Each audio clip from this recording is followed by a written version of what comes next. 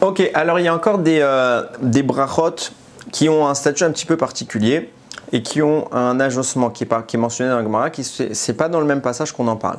La Gemara a dit dans Masechet Menachot, Amrou, il a été dit, Chayav Adam levarer shelosh brachot bechol yom ve'elouen. Il y a 3 brachot en plus que chaque personne doit dire et qui ne sont pas en rapport avec le matin, mais qu'on les dit le matin.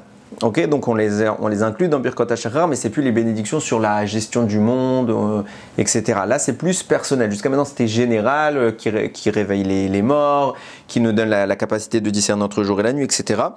Qui nous habille. C'est sur la gestion du monde. Là, on n'est plus dans ce cadre. Il dit comme ça. Donc il y a 3 brachot qu'on doit dire tous les jours. C'est quoi? Shelo Asani Goy. Merci Dieu de ne pas nous avoir fait Goy.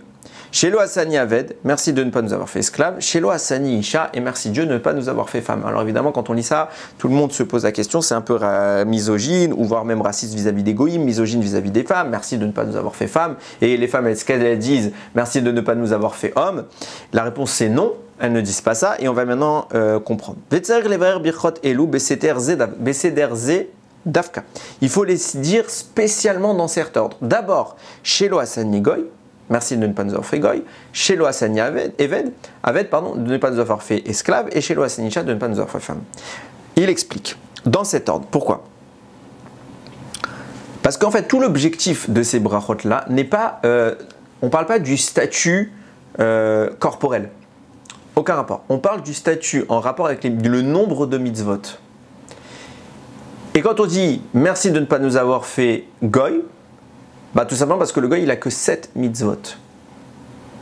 Merci de ne pas nous avoir fait esclave, parce que l'esclave a seulement les mitzvot identiques aux femmes. Et merci de ne pas nous avoir fait femme, parce que la femme a moins de mitzvot que l'homme. Donc vis-à-vis d'un homme, on parle juste ici du nombre de mitzvot, et on ne parle pas du statut social, de quoi que ce soit d'autre.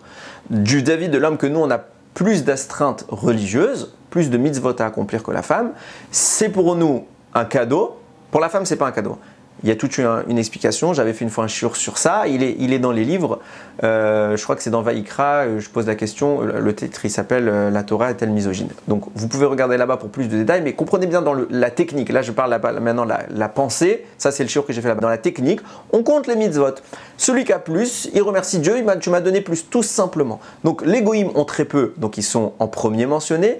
Les esclaves ont un peu plus, donc ils sont en deuxième, et les femmes encore plus, donc en troisième. Et vis-à-vis de nous qui en avons plus que tous, nous les hommes, on remercie Dieu de nous en avoir fait un maximum. Donc de ne pas être dans les autres catégories qui en ont moins. Donc il faut bien respecter cet ordre. Pourquoi? Parce que si je dis merci de ne pas m'avoir fait femme, donc je l'ai déjà remercié d'avoir toutes les mitzvot des femmes. Donc, ce qui inclut les mitzvot des goïms, puisqu'ils n'en ont que 7 et la femme, elle en a plus. Donc, il n'y a plus besoin de me dire, je t'ai déjà remercié pour quelque chose de très haut, je ne vais pas te remercier maintenant pour quelque chose de très bas. Il n'y a de raison de remercier pour les Shelo Asani Goy, de ne pas m'avoir fait Goy, que si je n'ai pas déjà dit quelque chose de plus. Donc, si je dis dans le désordre, il y a un problème qui se pose. C'est plus très logique de le dire. Maintenant, a posteriori, il ramène ici. Ubediavad, imigdim ubirer Shelo Asani Isha.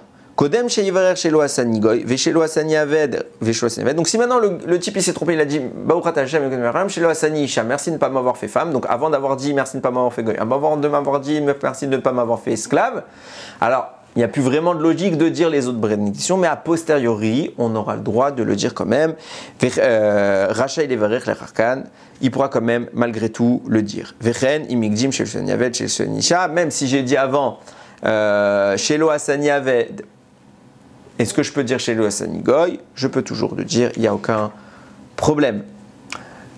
Anashim Omerot Bimkom Birkot Shelo Asani Isha. Donc alors, les femmes, elles ne peuvent pas dire Shelo Asani Isha, elles peuvent dire Shelo Asani Goy.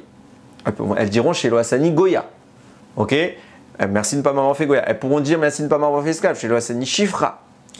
Maintenant, est-ce qu'elles peuvent dire Shelo Asani Ish?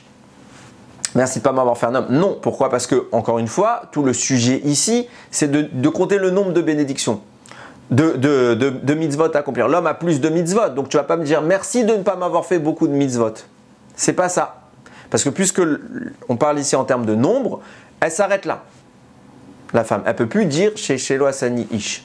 Maintenant, on a un minag de dire Shasani Kirtsono, qui m'a fait d'après sa volonté. Et ça a vraiment du sens. Hein. Regardez le shiur si vous êtes intéressé dont j'ai parlé. Lisez-le plutôt.